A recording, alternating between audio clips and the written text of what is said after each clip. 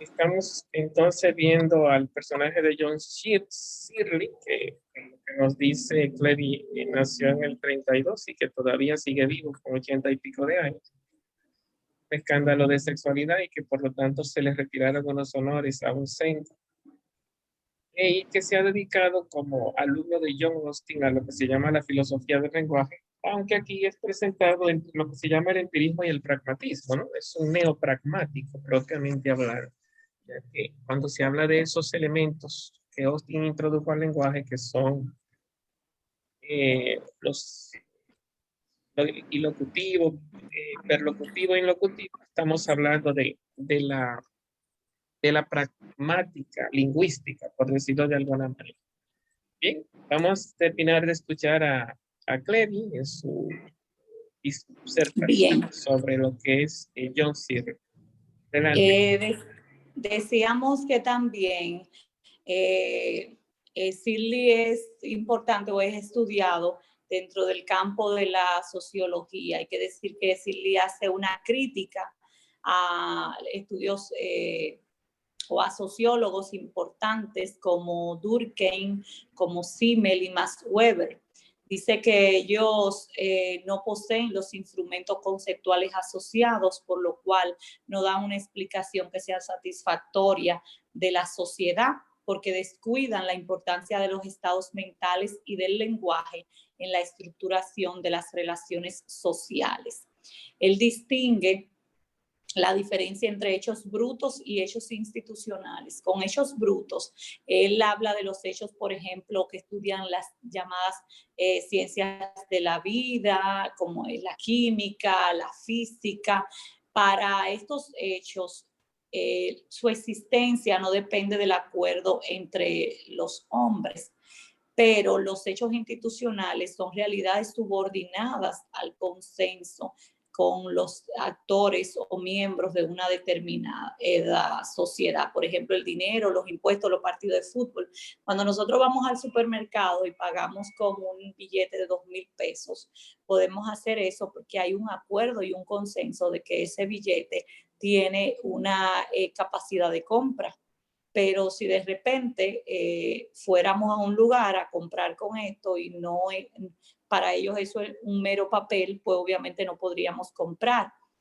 Entonces, estos son actos institucionales porque dependen del acuerdo. Por ejemplo, que ahí, por ejemplo, si estamos viendo acá al frente una montaña y hay una montaña, la existencia de esa montaña no es un hecho bruto, es decir, no depende del acuerdo entre nosotros, la montaña está ahí, ya está, podemos darle 1000 vueltas y decir que todo está en nuestra mente y que de la única conciencia de la que puedo afirmar algo de la mía, o todo lo que usted quiera, pero en el fondo la montaña está ahí al frente y todo lo estamos viendo. Entonces, pero del significado de cosas que son por acuerdo, como el valor del dinero, como la necesidad de respetar una determinada ley, etcétera. Esos son llamados ya realidades, o mejor dicho, hechos institucionales. Searle explica también que los seres humanos que poseen características biológicas pueden también generar hechos institucionales. Es decir, no puede desligar del todo una cosa de la otra, a diferencia de los sociólogos anteriormente mencionados. La conciencia y la intencionalidad van a ser el punto de unión entre la realidad biológica de los seres humanos y de la red de instituciones sociales. Es decir, hay realidades biológicas que hacen que también muchas situaciones se conviertan en hechos institucionales. Por ejemplo, el hecho de que madre y padre constituyan una familia y protejan a la prole puede tener una necesidad biológica, pero ante esa necesidad biológica se crea un hecho institucional que sería la institución del matrimonio para tratar de mejorar, digamos, esa posibilidad biológica de la reproducción y el mantenimiento de la vida, eso por poner un ejemplo. Entonces, el aspecto básico de la sociedad humana es que sus miembros tienen la capacidad de asignar funciones a los objetos, a las personas, de manera que estos puedan cumplir tareas específicas en una sociedad, no necesariamente en virtud de sus condiciones materiales o fuerza física, sino por el reconocimiento social dado a tal función, es decir, la función del estatus. Por ejemplo, si tenemos un artista que es capaz de crear cuadros de gran belleza o que la mayoría de la gente piense que tienen gran belleza, entonces a esa persona le asignamos que es la función de un pintor, de un artista, y cumple esa tarea en la sociedad, y esa tarea es importante en tanto que hay gente que disfruten de la belleza de ese arte o de esos cuadros. En los hechos institucionales podemos reconocer su estructura interna, compuesta por un conjunto de reglas que pueden ser de dos órdenes, regulativas y constitutivas. La primera, es decir, la regulativa, obviamente regulan una actividad existente de la sociedad, como pueden ser, por ejemplo, las leyes de tránsito, mientras que las leyes constitutivas regulan una acción ya existente, no regulan una acción existente ya propiamente dicho, sino que dan la posibilidad de crear una nueva actividad o institución social. Por ejemplo, cuando constituimos, digamos que la oficina del defensor del pueblo, eso era algo que no estaba creado, pero que se constituyó para dar respuestas a un reclamo social de tener una institución que ayudara a la gente a reclamar su derecho, etc. Eso ya sería constitutivo. Entonces, también Shirley ha tocado temas como el poder político dentro de ese marco de las realidades institucionales, y dice que el poder político tiene una función de estatus que genera un poder deóntico que requiere un reconocimiento o aceptación colectiva, ¿no? Fulano de tal es el presidente de tal país porque ese país reconoce que fulano de tal es su presidente, o que tal personas son miembros del Congreso, o que pueden juzgarlo un juez porque es miembro del Poder Judicial, porque fíjense, es algo curioso, ¿verdad? Como uno puede ir ante un juez y este juez juzgar y determinar si tú puedes ser libre o si tú puedes ser preso. Entonces esa persona tiene un poder sobre ti porque es un poder dado por un acuerdo social. Bueno, entonces también Shirley tiene una visión importante, o contribuciones importantes sobre las ciencias naturales, mejor dicho, algunas opiniones sobre las ciencias naturales, así como tiene una visión bastante crítica de las ciencias sociales. Él tiende a unir observaciones filosóficas con datos provenientes de la neurociencia, de la neuropsicología. Entonces, algunos de sus puntos principales en su doctrina científico-filosófica es que el mundo, o sea, la realidad o el universo, existe independientemente de nuestras representaciones del mismo, es decir, realismo, ¿no? Él es un realista externo. Los seres humanos poseen una amplia gama de modos interconectados de acceder a la realidad y de representar los diversos rasgos del mundo, como la percepción, el pensamiento, el lenguaje, las creencias, los deseos, imágenes, mapas, diagramas. Este conjunto de modos puede ser llamado representaciones, y que algunas de estas representaciones, como las creencias y los enunciados, versan y representan cómo son las cosas en la realidad, que según tengan éxito o fracasen, serán verdaderas o falsas, pero si son verdaderas únicamente si se corresponden con los hechos de la realidad. Esto es una versión de la teoría de la verdad como correspondencia, ¿no? Del enunciado y la realidad. Los sistemas de representación, como los léxicos y los esquemas conceptuales, son creaciones humanas que en esta misma medida son arbitrarios. Y es posible tener un número indefinidamente grande de sistemas de representaciones para representar la misma realidad. Por esto es la tesis de la relatividad conceptual. Los esfuerzos humanos para obtener representaciones verdaderas de la realidad están influidos por todo tipo de factores culturales, económicos, psicológicos, y que la objetividad epistémica completa es difícil, a veces imposible, porque las investigaciones parten siempre de un punto de vista motivado por diversos factores personales y se ubican en un determinado contexto cultural e histórico. Que adquirir un conocimiento cierto de la realidad significa poseer un conjunto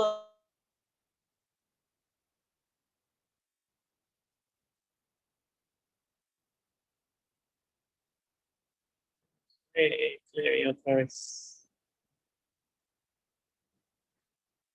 Poseída no son arbitrarios, que por el contrario deben ser considerados impersonales. Él es muy optimista acerca de los resultados que la ciencia moderna puede alcanzar. Bueno, y en definitiva, básicamente esto es un esbozo de lo que ha trabajado John Searle. Debo decir que gran parte de esta exposición la conseguí en un artículo de Jorge Jesús López, que está ubicado en la página filosófica.info. O sea que si quieren revisarlo con más detalles, ahí está, presenta toda la bibliografía del autor. Yo particularmente empecé a revisar uno de los textos realmente de John Searle, que puedo compartirle también a ustedes, que es precisamente el que habla sobre la representación social. Gracias, Clevi. No sé si alguno de tus compañeros tengan alguna observación o pregunta o inquietud con respecto a Searle. Hay que decir que alguien habló de Rorty el otro día y también Searle es bastante crítico de Rorty. Bueno, aquí le voy a compartir en el chat el libro que descargué de él, de la construcción de la realidad social.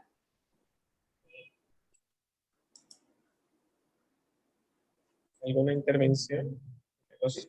Profesor, yo tengo una duda, porque aunque Searle es realista, el realismo de Searle parece ser realismo en cuanto a la naturaleza, a la realidad natural, pero en términos sociales como un construccionista, sí, parece ser que la realidad social se construye a través de los acuerdos, o sea, a través de esos hechos institucionales del que él habla. Y no sé qué tipo de realismo es el de él cuando cuando se habla de los hechos brutos, en el sentido de que si él entiende que esos datos o esos hechos están ahí puros, de manera pura, y que el sujeto puede lograr recoger el dato sin estar mediado a través de un contenido teórico, de un prejuicio. Entonces, además también de lo que tiene que ver con lo que tiene con la referencia, cuando él dice que yo puedo hablar, por ejemplo, de personajes de ficción, si yo puedo referirlo a un contexto, al contexto en el que el mundo al que fue creado ese personaje de ficción. No sé cómo entraría esa ontología de Searle en el realismo, qué tipo de realismo él sería, no sé. Esa es mi inquietud, no sé si me expresé bien, si pude explicar cuál es sí, a Searle se le ha hecho esa crítica, digamos, ¿verdad? De que si es realmente constructivista, pero él dirá que hay fenómenos que no dependen del ojo del observador y otros fenómenos que dependen de quien los observe o quien intervenga en ellos. Si estamos con el ejemplo de la montaña está ahí, pues eso es, no hay que construir nada, la montaña está ahí, está construida, la estamos viendo, la podemos estudiar, pero es un hecho bruto que no requiere acuerdos. Ahora, si decimos que esa montaña es beneficioso que esté ahí porque produce que agua, que tal cosa, pues ya eso va a depender de unos datos que muchos pueden tener una intencionalidad, ¿verdad? Un trasfondo, porque recuerda que también, él no es tan inocente de pensar, obviamente, que la ciencia es todo objetividad y nada subjetividad, porque él mismo habla de las condiciones de persistencia, de los factores sociales que pueden hacer que tenga la intencionalidad de producirse un determinado fenómeno. O sea que yo no creo que él sea tan inocente de pensar que la ciencia realmente es de todo objetiva. Él lo que quiere quizás es hacer una crítica a gente como Rorty, de la que finalmente no se saca nada porque todo es muy relativo y o sea, no se puede extraer la verdad de nada y nada es verdad y nada es mentira. Entonces él quiere de alguna forma tener unos cimientos más fuertes y menos quizá posmoderno, es lo que yo interpreto también, y por eso se va en unos momentos y parecería como muy realista y muy objetivista. No sé qué tú opinas.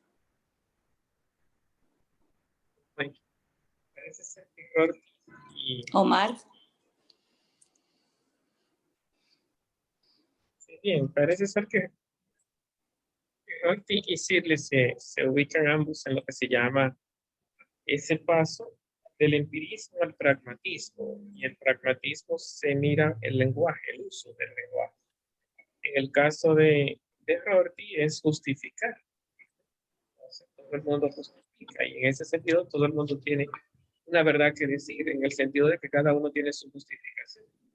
Entonces, en el caso de decir que es que estamos viendo hoy, no creo que el realismo, decir, sea un realismo filosófico. A lo más habría que hablar de un realismo lingüístico. Decirle a un filósofo de la lengua y es un pragmático. No creo que encontremos los conceptos de explicaciones como la existencia, la esencia, las causas primeras, las causas últimas, que son propios de un realismo.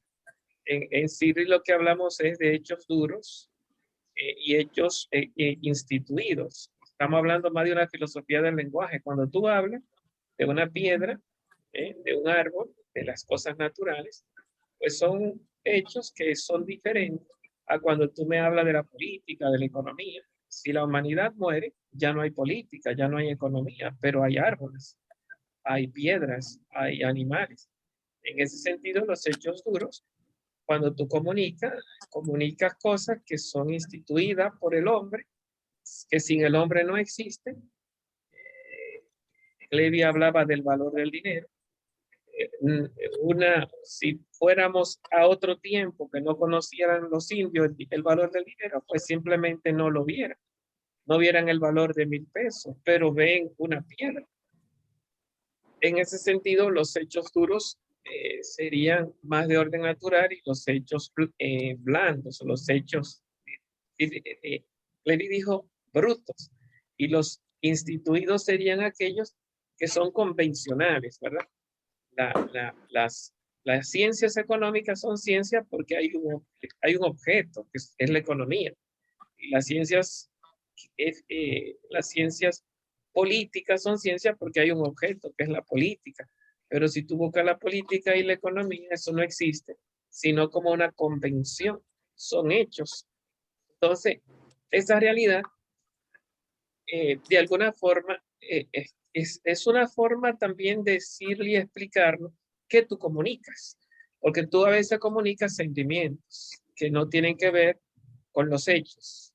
Entonces hablamos de una expresión, digámosle así, expresiva, de una intención expresiva. Tú lo que buscas es ser entendido. Mira, me enamoré. Mira, me siento mal. Tú no estás comunicando hechos. Tú estás comunicando estados sentimentales que representan estados biológicos. No representan hechos duros, ni hechos brutos, ni hechos instituidos. ¿Qué tú comunicas? Puede ser que lo que comuniques sea, de alguna forma, directrices de acción. Cállense, pórtense bien, hagan tal cosa. Ahí tú no estás comunicando hechos, ni estás comunicando sentimientos. Lo que está comunicando son esperanza de que los otros hagan algo. Está provocando una respuesta. Entonces, Me parece que por aquí es que hay que entender a Shirley. Su realismo más bien es cuáles son las intenciones. Porque cuando tú refieres algo, cuando tú refieres algo, eso que tú refieres tiene distintas formas de entenderse en el lenguaje. Y lógicamente me gustó el concepto de trasfondo. No sé si ese término sea de Clevi o sea de Shirley. Sí. No, es decirle, es decirle.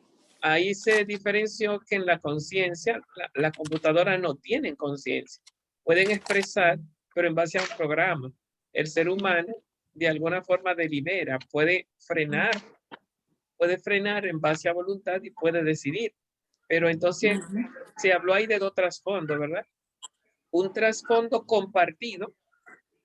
Podríamos decir que cuando yo te hablo a ti del valor del dinero, o te hablo de la economía, o te hablo de los hechos brutos como un árbol, una piedra, pertenecen a la experiencia compartida, ¿no? Al espacio compartido que ahora se dijo.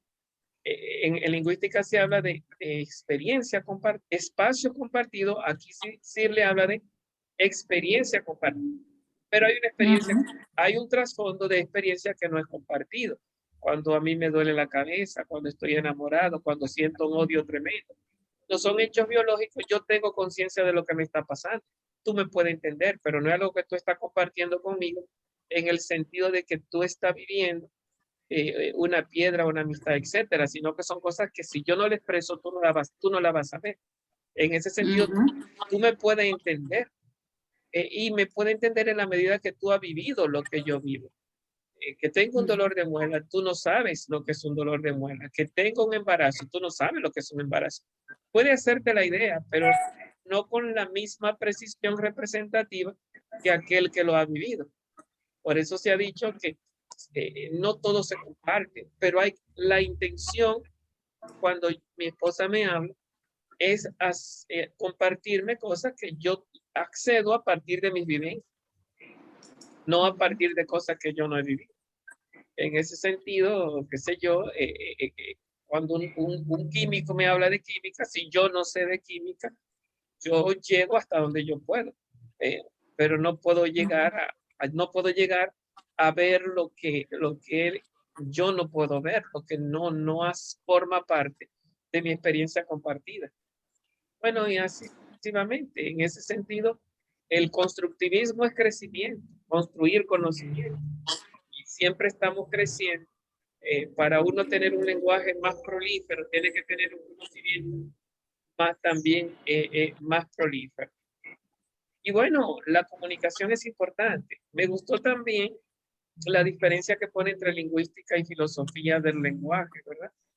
En lingüística suena gramática. Si tú te pones a despedazar la oración en sus partes constitutivas, fonemas, la fonética, morfemas, los monemas hoy tienen otro nombre, los monemas, morfemas simples, morfemas trabados.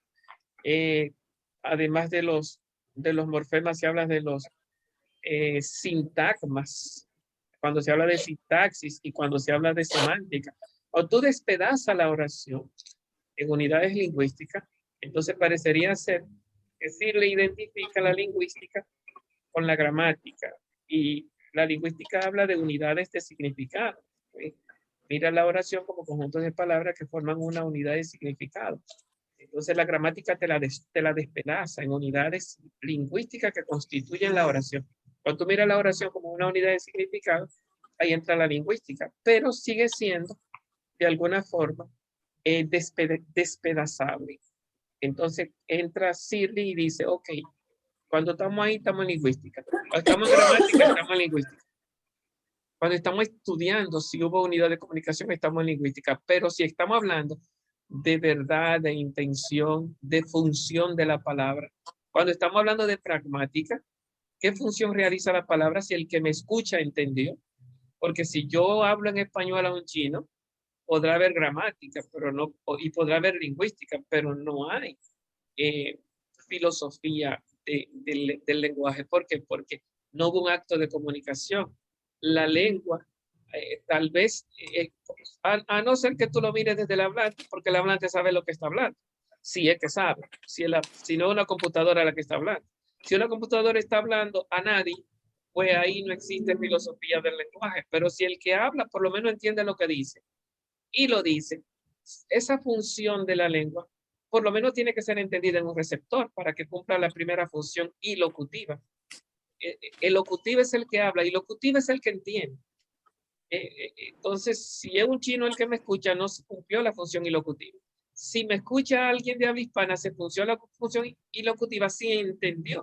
A partir de lo que yo dije, el querer decir, que son dos cosas distintas, lo dicho y lo que se quiere decir. Ni la ilocutiva ni la perlocutiva, porque no da la intención que yo tengo, pero tampoco provoco ninguna reacción, o por lo menos no la reacción que yo espero tener. Por lo menos en el que no sabe, en el que no tiene el mismo idioma que yo, ¿verdad? Exacto. Pero el que tiene el mismo idioma sí entiende, al entender ya se realizó una función que no coincide con lo que yo dije, sino con lo que quiero decir. Como aquel caso de, Luis, ya son las 6, pero es levántate que se te hace tarde. La intención no es, mami, ¿qué hora es? El querer decir es distinto a lo que tú estás diciendo. Ahora bien, no basta que Luis entienda qué es lo que la mami le quiere decir, sino que se levante, ya sería la función perlocutiva, que sería la intención última del lenguaje. Eso no es gramática, eso no es fonemas, eso no es semántica, eso no es sintaxis. En otras palabras, diría así, eso no es lingüística. Ya estamos hablando de filosofía de la lengua, y estamos hablando de la función del lenguaje y de pragmasis, porque el ser humano utiliza el lenguaje. Bien, entonces son muchas cosas, ¿verdad? Shirley es todo un mundo y habría que dedicarle un poquito más de tiempo. Es el problema de la filosofía, ¿verdad? Que son siempre puertas que se abren, no son puertas que se cierran, son puertas que se abren y siempre se quedan abiertas porque siempre dan para mucho más. ¿Alguien más que quiera referirnos algo de lo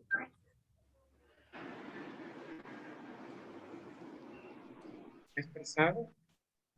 No, bueno, yo decir por último quizás nada más que a mí me pareció más interesante, o sea, tú puedes tener cosas a favor, en contra de lo que él plantea, pero me pareció más interesante que, por ejemplo, autores como Rorty, porque relativizan tanto que tú no llegas a nada, o sea, se diluye, es una filosofía que se diluye y con la que creo como que no se construye nada. Entonces, de esta, por lo menos tú puedes criticarla, afirmar, refutar, pero creo que se llega a algo por acá. Bueno, el Rorty ataca la jerarquía de las verdades y entra en lo que se llama evaluación, sería como deflación, es la palabra que utiliza. Es como quitarle el concepto de autoritarismo. El que tiene la verdad se impone sobre el que no la tiene. El médico se impone sobre el paciente. El psicólogo sobre ¿cómo se llama? Sobre el esquizofrénico. Pero entonces que Rorty quiere salvar tanto al esquizofrénico y al paciente como que tienen su verdad porque tienen su justificación. En ese sentido, nadie está por encima ni por debajo, sino que estamos en una horizontalidad, porque todo el mundo tiene su justificación y si tú escuchas la justificación del otro, respeta la verdad del otro. Entonces, hay un sentido humano que él le llama solidaridad en Rorty. El problema es que despedaza lo que se llama la jerarquía social que hay que aceptar, en el sentido de que en el caso de medicina, el médico, como diría Platón, tiene la opinión del médico no es igual que la opinión del lego. En el caso del derecho, la opinión del médico, no, de injusticia, en caso de injusticia, la opinión del abogado no es igual que la opinión del lego. O sea, hay verdades fuertes que Rorty no quiere aceptar porque lo que pone por encima es la libertad y la capacidad de pensamiento que tiene el ser humano. El sujeto es lo primero para Rorty y por debajo todos los demás. Entonces, hay algo que él quiere salvar, que es la autonomía, la libertad, la capacidad de decisión de los seres humanos, está por encima de todo lo que se conoce.